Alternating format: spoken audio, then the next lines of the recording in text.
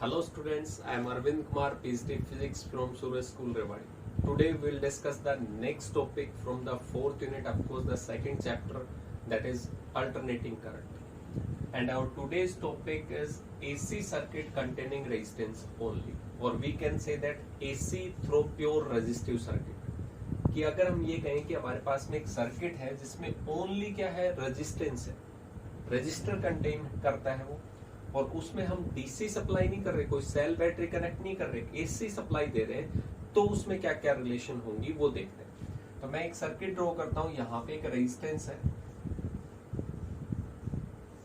ये resistance R, और इसमें से एसी सर्किट पास यानी एसी सप्लाई है, ये एसी। क्लियर हो गया? अब की बार डीसी नहीं है, तो यहाँ पे रेजिस्टेंस था, हमने जो वोल्टेज अप्लाई किया है वो एसी है, इसलिए इस वोल्टेज को कोई ई से भी रिप्रेजेंट करता है, कोई बी से भी। तो यहाँ पे वोल्टेज को मैंने लिख दिया कि यहाँ पे एक कांस्टेंट नहीं है, बल्कि with respect to time phase change होगा, और फेज के अकॉर्डिंग ये वैल्यू चेंज होगी, तो इंस्टेंटेनियस वैल्यू जो होगी वो चेंज होगी यहाँ पे। तो V इक्वल टू कितना हो जाएगा, V naught sine omega T. तो यहाँ पे ये टर्म्स थी, तो V इंस्टेंटेनियस वैल्यू है, V नोट जो थी वो पीक वैल्यू है, मैक्सिमम वैल्यू है, और ये टाइम के अकॉर्डिंग फेज चेंज होगा तो साइन की वैल्यू भी चेंज होगी। इसका मतलब कहने का ये है कि जो वोल्टेज हम ले रहे हैं वो AC है, AC EMF है। कई इसको E is equal to E naught sine omega T भी लिख सकते हैं, वो रिप्रेजेंटेशन का तरीका और कुछ नहीं। अब यहाँ पे अगर वोल्टेज चेंज होगी विद रेस्पेक्ट टू टाइम, कभी 1 वोल्ट, कभी 2 वोल्ट, 3 वोल्ट, 5 वोल्ट, फिर 4, 3, 2, 1, 0, फिर नेगेटिव में, फिर इसका मतलब वोल्टेज चेंज होगी तो इसके थ्रू जो करंट चेंज होगा वो भी चेंज होगा। तो किसी भी इंस्टेंट पे जो करंट की वैल्यू होगी वो कितनी होगी, I, और किसी भी मोमेंट पर अगर कैलकुलेट करते हैं तो करंट कितना था, alternating current, I equal to I naught sine omega T. तो हमें वोल्टेज गिवन है, हमें करंट देखना है, इसमें क्या रिलेशन आती है कि वोल्टेज आगे रहता है या पीछे चलता है या सेम डायरेक्शन में चलता है। तो वोल्टेज हमें पता थी, सो यूजिंग ओम्स लॉ,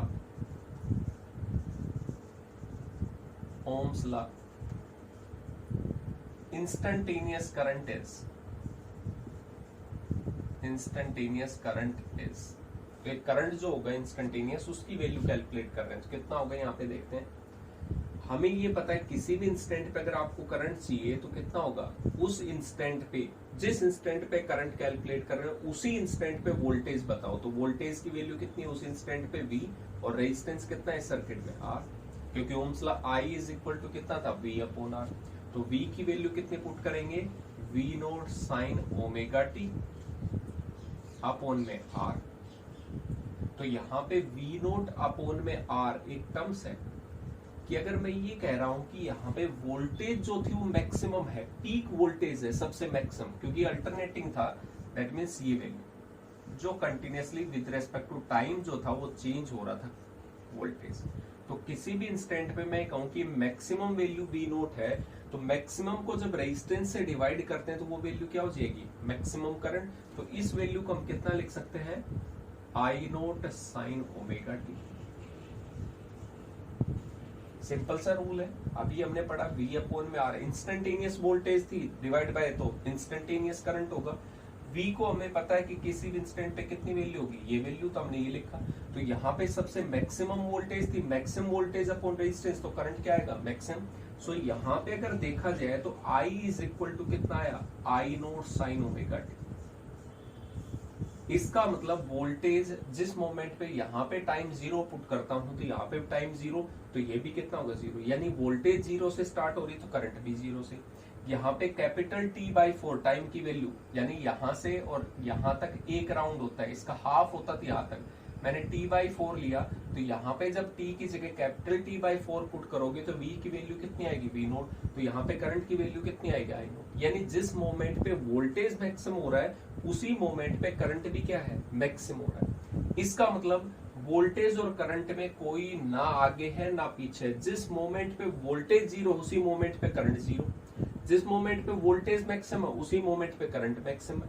जिस मोमेंट पे वोल्टेज नेगेटिव में मैक्सिमम होगा 3t/4 पुट करेंगे तो उसी मोमेंट पे t/4 3t/4 पुट करेंगे तो यहाँ पे भी करंट कैसा आएगा -I0। इसका मतलब कोई आगे पीछे नहीं है इन वोल्टेज में। तो यहाँ पे इन टर्म्स से आपसे जो पूछा जाता है वो पूछा जाता है phasor. What is phasor diagram through a pure resistive circuit. तो हमारे माइंड में यही आता है कि फेजर क्या होते हैं।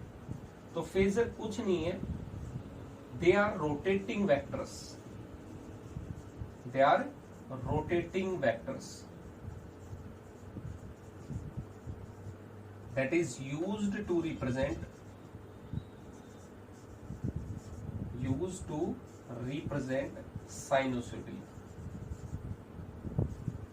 sinusoidal quantities। कहता है कि यहाँ पे फेजर जो है वो कोई अलग टर्म्स नहीं है, कहता है कि वो रोटेटिंग वेक्टर, जैसे इस पेन को मैं रोटेट करवाऊं, ये एक पर्टिकुलर डायरेक्शन में अगर रोटेट करे और इसकी लेंथ जो है वो किसी क्वांटिटी के मैग्नीट्यूड को यानी मैक्सिमम वैल्यू को रिप्रेजेंट करे। जैसे यहाँ पे मैक्सिमम वोल्टेज की कितनी थी V0, तो इसकी जो लेंथ होगी वो टोटल लेंथ किसको रिप्रेजेंट करेगी, मैक्सिमम वैल्यू को। और यहाँ पे जो प्रोजेक्शन होगा उस रोटेटिंग वेक्टर का एक्स एक्सिस और वाई एक्सिस पे, वो कहीं पे भी इंस्टेंटेनियस वैल्यू को रिप्रेजेंट करेगा। बेसिकली यहाँ पे लिख तो दिया मैंने ये वेक्टर है, लेकिन एक्चुअल में कोई वेक्टर नहीं है, क्योंकि हम यहाँ पे वोल्टेज और करंट को पढ़ रहे हैं। वोल्टेज भी स्केलर होता है, करंट भी, लेकिन क्या है कि ये दोनों क्वांटिटी टाइम के रेस्पेक्ट में क्या हो रही है, चेंज हो रही है। तो इसको साइनोसॉइडल टर्म्स को हम किसी टर्म्स में रिप्रेजेंट करते हैं और रिप्रेजेंट करने वाली क्वांटिटी का नाम क्या होता है, फेजर। कि हम बार बार तो ऐसे नहीं करेंगे कि वहां पे दोनों में रिलेशन देखना था तो इसलिए हमें क्या करना पड़ा, फेजर। तो यहाँ पे आपसे पूछा जाएगा फेजर डायग्राम क्या होते हैं फिर। तो फेजर डायग्राम भी कुछ नहीं है, बेसिकली ये कहता है ग्राफिकल रिप्रेजेंटेशन है।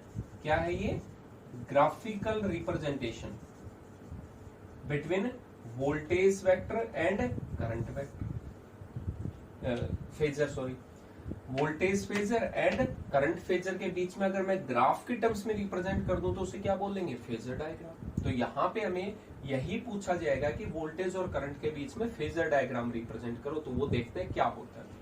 तो यहाँ पे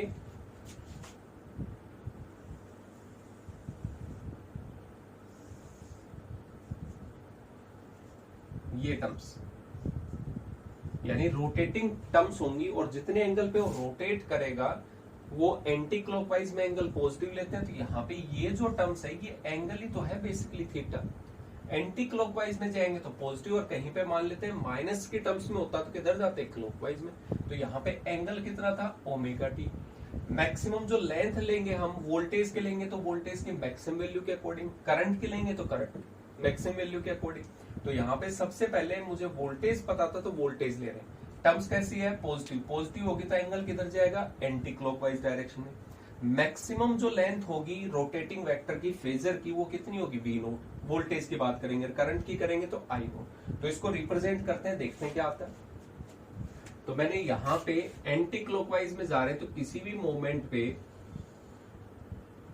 ये जो टर्म्स थी ये कितनी है, V0 है, और जो एंगल था वो एंटी क्लॉकवाइज डायरेक्शन में जाएंगे तो ये एंगल कितना होगा, ओमेगा टी।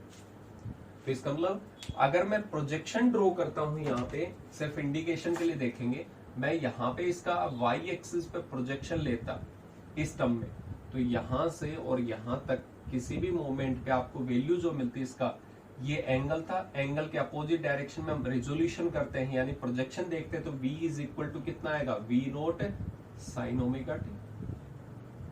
इसका मतलब आपको सेम टर्म्स मिल रही है। तो हम अगर y एक्सिस पे प्रोजेक्शन करते हैं इस फेजर का तो वो हमें इंस्टेंटेनियस वैल्यू प्रोवाइड करता है। अगर cos के टर्म्स आते हैं तो किस पे करते हैं, हॉरिजॉन्टल पे।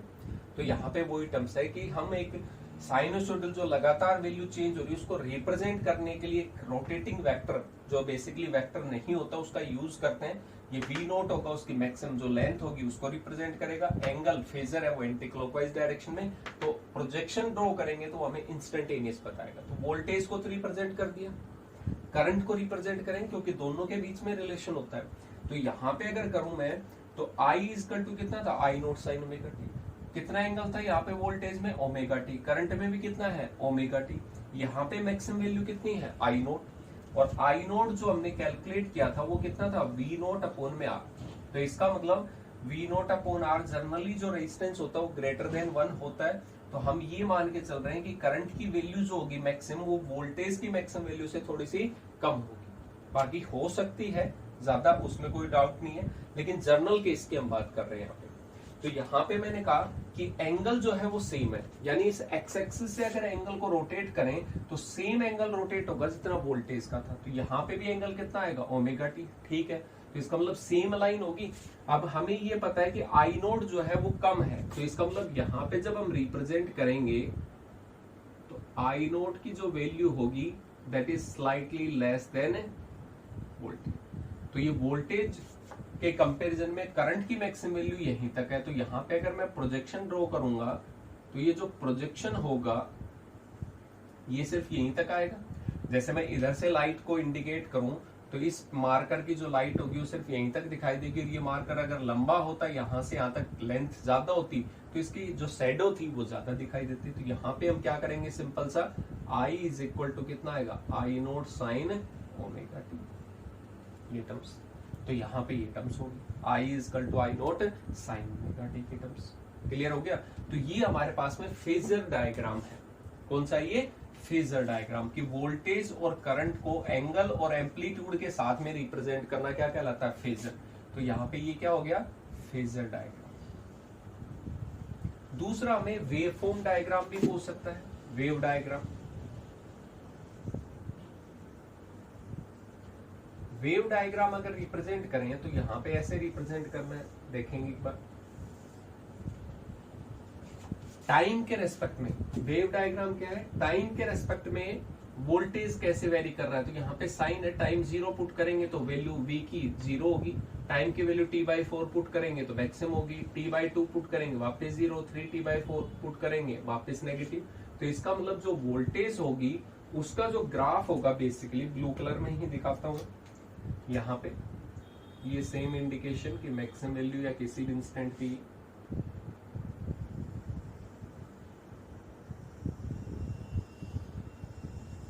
ऐसे चलता रहे। सेम वेव, ये छोटा था, यहाँ पे सिर्फ बड़ा करके दिखाते हैं। किसी भी इंस्टेंट पे टी टाइम पे, यहाँ पे टी टाइम था तो उस इंस्टेंट पे इसकी वैल्यू जो होगी वो कितनी होगी, वोल्टेज की v होगी।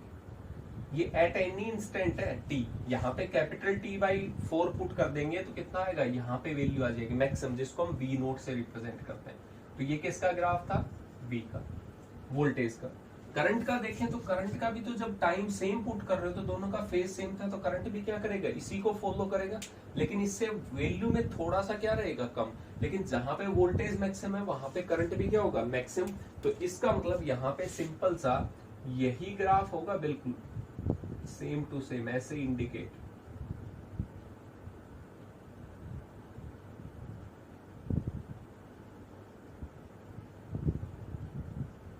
इसका मतलब ये डॉटेड जो लाइन है वो किसके लिए है, करंट के लिए। किसी भी इंस्टेंट पे अगर आप बात करोगे तो उस इंस्टेंट पे ये क्या था, करंट भी था। क्लियर हो गया। जिस इंस्टेंट पे करंट मैक्सिमम, उसी इंस्टेंट पे वोल्टेज भी मैक्सिमम होगा। जिस इंस्टेंट पे ये 0 है, ये 0, तो यहाँ पे तो कोई आपसे पूछे फेज डिफरेंस बताओ, क्या पूछे, phase difference between voltage and current phasor, तो इसका मतलब आप कितना लिखोगे, जी। क्योंकि जिस मोमेंट पे ये 0 है करंट, उसी पे वोल्टेज 0 है। जिस पे वोल्टेज मैक्सिमम है करंट मैक्सिमम, जिस पे वोल्टेज 0 हो गया ये 0, जिस पे नेगेटिव है, दोनों साथ साथ है, कोई आगे और पीछे नहीं है। इसका मतलब फेज डिफरेंस कितना आएगा, 0। यहां से भी अगर देखें तो वोल्टेज का जो फेज है वो ओमेगा टी है, करंट का जो फेज है वो भी कितना है, ओमेगा टी। तो फेज डिफरेंस तो आप क्या कैलकुलेट करोगे, φ2 माइनस में φ1 इज इक्वल टू कितना आएगा, ओमेगा टी माइनस में ओमेगा टी, कितना हो गया, जी। तो इसका मतलब दोनों के फेज में डिफरेंस जो है वो कितना है, 0। यानी रेजिस्टेंस की सर्किट अगर है तो कोई पार्शियलिटी नहीं करता एसी और डीसी में। जितना ये एसी को ऑब्स्ट्रक्ट करेगा उतना ही किसको करेगा, डीसी को। इसके लिए चाहे एसी हो या डीसी हो, किसी में पार्शियलिटी नहीं करता। तो ये फेजर डायग्राम है। फेजर रोटेटिंग वेक्टर्स होते हैं, but they are not actually vectors, they are used to represent sinusoidal varying quantity। Graphical relation क्या होगा यहाँ पे, वोल्टेज फेजर और करंट फेजर के बीच में फेजर डायग्राम, जिसको हम ये करते हैं। जो लेंथ होगी वेक्टर की वो उसके एम्पलीट्यूड को, मैक्सिमम वैल्यू को रिप्रेजेंट करेगा। वाई एक्सिस पे प्रोजेक्शन कर देंगे उसका, तो इसका मतलब वो इंस्टेंटेनियस वैल्यू रिप्रेजेंट करेगा। हमेशा पॉजिटिव एक्स एक्सिस से उसके फेज को रिप्रेजेंट करना है, एंगल को। एंटी क्लॉकवाइज में जाते हैं पॉजिटिव, क्लॉकवाइज में जाएंगे नेगेटिव। और वो कौन सा था, वेव फॉर्म, यानी वेव टाइम के रेस्पेक्ट में कैसे रिप्रेजेंट होगा, तो वो टर्म्स। तो ये था कंप्लीट की रेजिस्टेंस है वो never distinguish between the AC and DC. जितना ये एसी को ब्लॉक करता है उतना ही डीसी को, इसमें कोई भी यहाँ पे डिफरेंस नहीं। तो आई होप ये आपको AC circuit containing resistance only अच्छे से समझ में आएगा। एक बार इसकी प्रैक्टिस करेंगे। Thank you.